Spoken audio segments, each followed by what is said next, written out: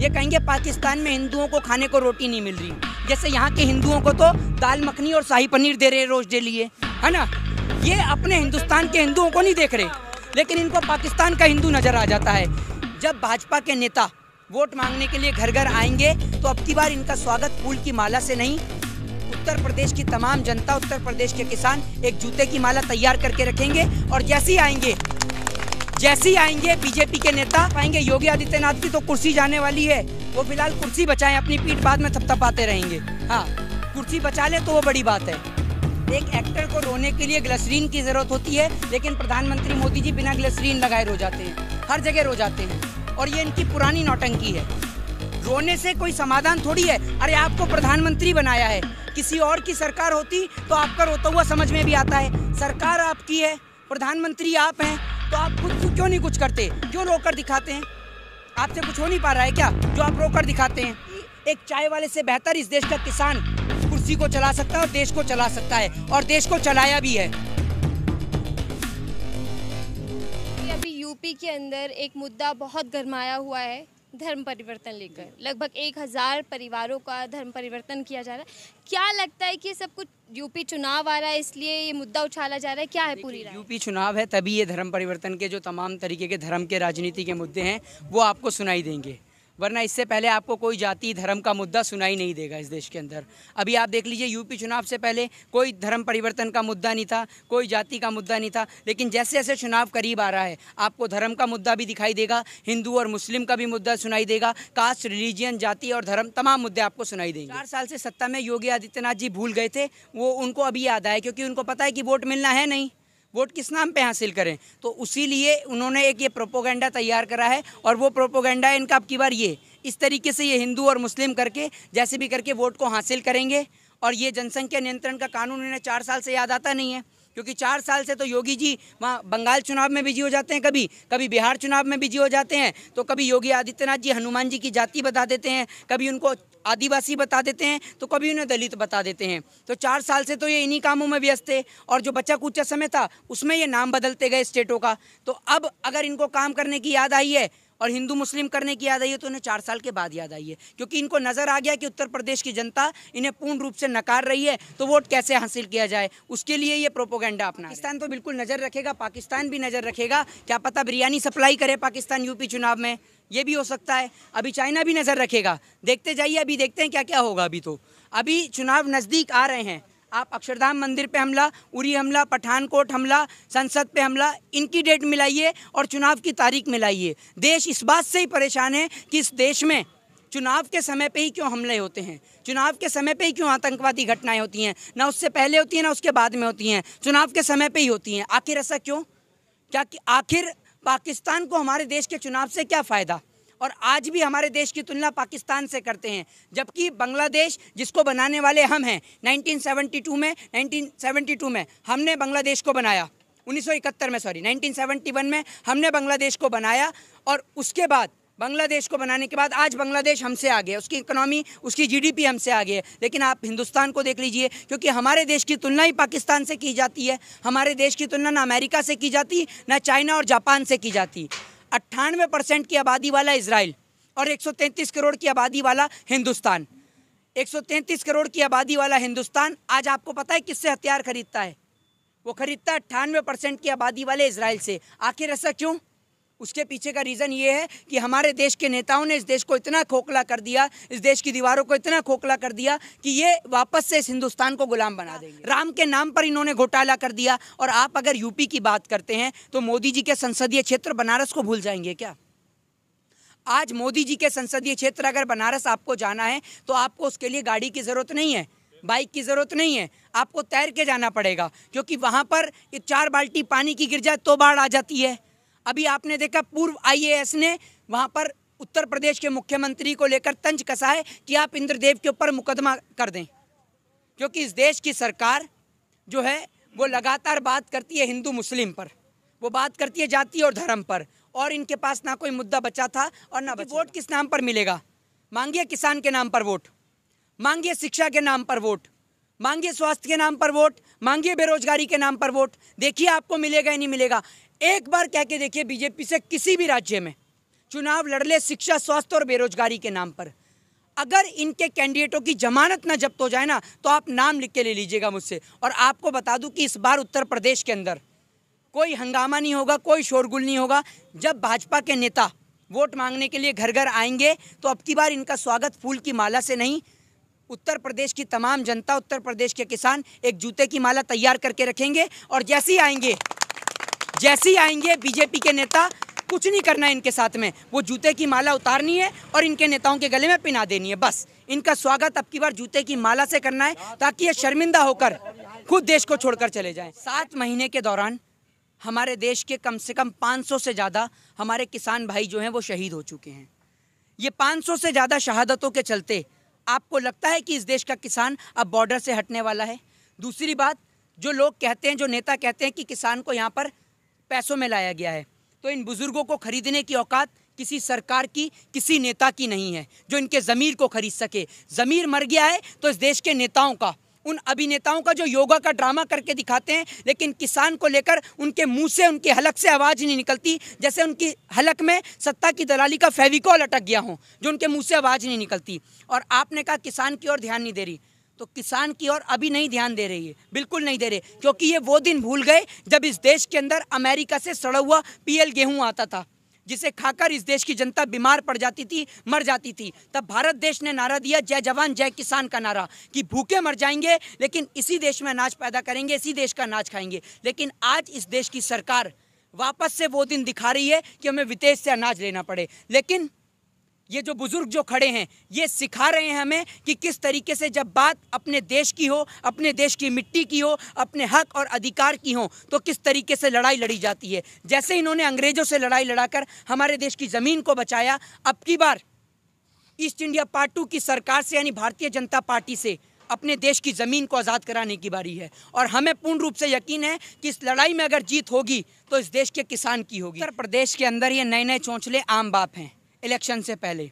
अभी आप देख रहे थे जिस तरीके से बंगाल चुनाव से पहले बंगाल का हिंदू खतरे में था, लेकिन बंगाल चुनाव हार गए तो हिंदू खतरे से बाहर आ गया। अब गृह मंत्री एक बार भी नहीं बोलेगा कि बंगाल का हिंदू खतरे में है, एक बार भी नहीं बोलेंगे। पहले खतरे में था। अब आपने सुना नहीं होगा उत्तर प्रदेश के मुख्यमंत्री से कि बंगाल जाए और बंगाल के जाकर हिंदुओं को बचाए, नहीं सुना होगा।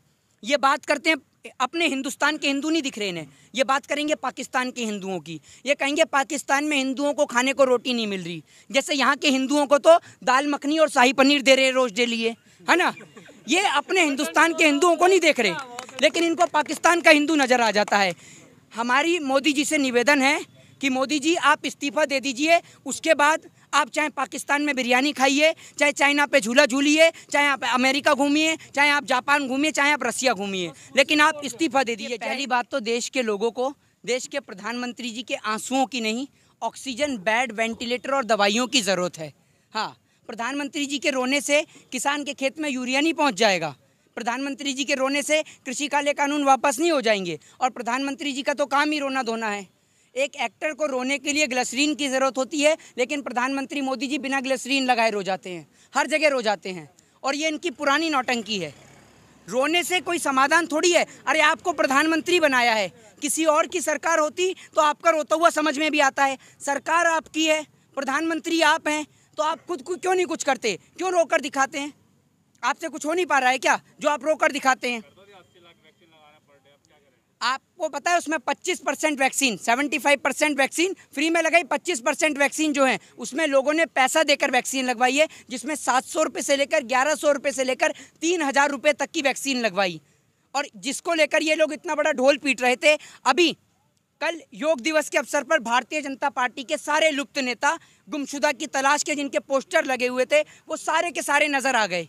वो नेता जो अब तक चुप थे, मौन थे, गायब थे, क्योंकि अस्पताल में लगातार मौतें हो रही थी, गंगा नदी के घाटों से लाशें निकल रही थी, ऑक्सीजन की कमी के कारण, वेंटिलेटर की कमी के कारण लोग मरते जा रहे थे, दम तोड़ते जा रहे थे। इसीलिए भारतीय जनता पार्टी के तमाम नेता गुमशुदा थे, और कल योग दिवस के अवसर पर सारे के सारे नेता से लेकर अभिनेता तक सारे के सारे योगासन और प्राणायाम करते गए।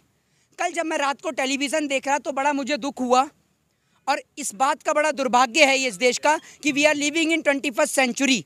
इस 21वीं सदी के भारत में जो लोगों का पेट भरता है उसके लिए कोई आवाज़ उठाने वाला नहीं है। और योगासन करने के लिए बहुत सारे नेता से लेकर अभिनेता तक सभी लोगों को दिखाया गया, लेकिन देश के किसान को दिखाने के लिए नेशनल चैनल के पास इतनी सी भी हेडलाइंस की भी जगह नहीं है जहां किसान को दिखाया जाए। किसान को लेकर बात नहीं करते, शिक्षा को लेकर पत्रकारों से सवाल नहीं पूछे जाते, स्वास्थ्य को लेकर नहीं पूछे जाते, रोजगार को नहीं लेकर पूछे जाते। और अब एक नया ड्रामा और लिया है, मेलो ड्रामा, वो है जनसंख्या नियंत्रण कानून। एक बात बताइए, पिछले 4 साल से अजय सिंह बिष्ट सो रहे थे। सेंटर में इनकी सरकार, प्रधानमंत्री मोदी बीजेपी के हैं, बीजेपी की सरकार उत्तर प्रदेश में, तो पिछले 4 साल से आप सो रहे थे कुंभकर्ण की तरह पर कि आज जागे हैं आप। कुंभकर्ण भी 6 महीने में जाग जाता था, लेकिन ये लोग जागे ही नहीं। अब इन्हें चुनाव इनका नज़दीक आ गया, इनको समझ में आ गया कि हिंदू मुस्लिम के नाम पे वोट मिलेगा नहीं। राम मंदिर के नाम पे इन्होंने घोटाला कर दिया चंदे के नाम पर, तो राम मंदिर के नाम पर भी वोट नहीं मिलेगा। और शिक्षा, स्वास्थ्य और रोजगार के नाम पे मांगेंगे तो वोट का पता नहीं, लेकिन जूता जरूर मिल जाएगा। तो ये लोग सोच रहे हैं कि वोट मांगे तो किस नाम पर मांगे, इसी बात से परेशान है। तो इसलिए इन्होंने नया मेलो ड्रामा ढूंढ लिया है, और वो है जनसंख्या नियंत्रण कानून। उत्तर प्रदेश के मुख्यमंत्री अपना उत्तर प्रदेश छोड़कर वहाँ बंगाल में चुनावी प्रचार करने के लिए खड़े हो जाते हैं। वहाँ बंगाल में कह रहे हैं हिंदू खतरे में है। अरे आप उत्तर प्रदेश के लिटरेसी रेट को, एजुकेशन रेट को वेस्ट बंगाल के एजुकेशन रेट से मिलाकर देखिए, हैं हिंदू खतरे में है का मुझे पता नहीं, लेकिन हिंदुओं के बच्चों की नौकरी और उनकी पढ़ाई ज़रूर खतरे में है। और इस देश के अंदर दारू का ठेका खुलता है कोरोना काल के दौरान। इस देश के अंदर कोरोना काल के दौरान बड़े बड़े चुनावी प्रचार और रैलियां होती हैं, लेकिन इस देश में स्कूल, कॉलेज और विश्वविद्यालय हमेशा बंद रहता है। क्यों? क्योंकि लोगों को पता है कि अगर इस देश का युवा, इस देश का यंगस्टर्स अगर पढ़ेगा तो इन भाजपा के गवारों से सवाल पूछेगा, क्योंकि अगर पढ़ेगा इंडिया तो इन भाजपा के गवारों से सवाल पूछेगा इंडिया। और इनके अनपढ़, जाहिल और गवार नेताओं को ज्ञान की कोई नॉलेज ही नहीं है। ये तो कहते हैं देश के गद्दारों को गोली मारो डैश को, तो हम कहेंगे भाजपा के गवारों को स्कूल भेजो सारों को, इन्हें पढ़ाने और लिखाने की जरूरत है। जी, आप प्रधानमंत्री मोदी जी के और बीजेपी के कान से सुन के आते हैं क्या? मैंने कब कहा ये गलत है? आपने सुना मेरे मुंह से? है मैंने कहा गलत? एक मिनट, मेरे कहने का मतलब है पिछले 4 साल से आप सो रहे थे, अब जागे। एक मिनट रुकिए। बलात्कार पे कानून बनना पहले जरूरी है, जनसंख्या पे? आप बताइए, सभी लोग बताइए, जितने माइक लगे सभी पत्रकार से पूछता हूँ, बलात्कार पे इम्प्लीमेंट करना पहले जरूरी है जनसंख्या पे? बताइए, गर्दन मत हिलाइए। हाँ, क्या किस पे पहले, किस पे जरूरी है, बलात्कार या जनसंख्या? जरूरी है ना। अगर बलात्कार पे इन्होंने स्ट्रिक्ट कानून बनाया होता तो आज कुलदीप सिंह सेंगर, चिन्मयानंद, नित्यानंद, राम रहीम, आसाराम आज फांसी के फंदे पे झूल रहे होते, और इस देश के अंदर बहन बेटियां रात को 12 बजे भी सुरक्षित सड़कों पे घूमती। आज उत्तर प्रदेश का ये मंजर है कि उत्तर प्रदेश में आप क्राइम रेट को उठाकर देख लीजिए, महिलाओं के साथ रेप, बलात्कार, अपहरण, लूट, डकैती जैसी घटनाएं बढ़ी हैं 2017, 18 और 19 में। आप देखिए उठाकर आंकड़े को, उस पर आप बात नहीं करेंगे, आप जनसंख्या कानून को लेकर आ गए। और एक मिनट रुकिए, लिटरेसी रेट को लेकर मैंने क्यों बात करी है? क्योंकि आप सुनते हैं भाजपा के कानों से, और भाजपा के कानों से सुनने वाले लोगों को सुनाई नहीं देता। मैंने एजुकेशन को लेकर क्यों बात करी है? क्योंकि एक पढ़ा लिखा व्यक्ति जानता है कि छोटा परिवार सुखी परिवार, और इसीलिए अगर आप लोगों को एजुकेशन देंगे तो जनसंख्या पे तो अपने आप इम्प्लीमेंट हो जाएगा। तो आप लोगों को पढ़ाइए लिखाइए ना, जनसंख्या की बजाय आप एजुकेशन पे काम करिए, क्योंकि अगर आप एजुकेशन पे काम करेंगे तो आप लोगों को समझाना ही नहीं पड़ेगा। लेकिन आप एजुकेशन पे तो काम करते ही नहीं हैं।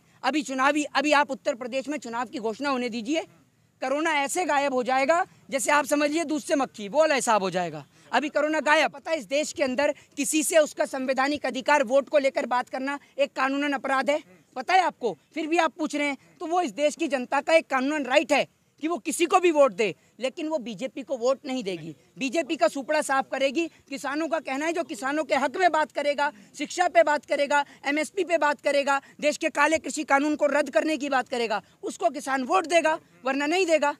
किसी को नहीं देगा वोट अगर नहीं बात करेगी। है इस देश के अंदर किसी नेता के अंदर दम या किसी अभिनेता के अंदर दम जो 700 से ज़्यादा, 500 से ज़्यादा जो हमारे किसान भाई शहीद हुए हैं उनके घर और परिवार को चला सके? है दम किसी के अंदर?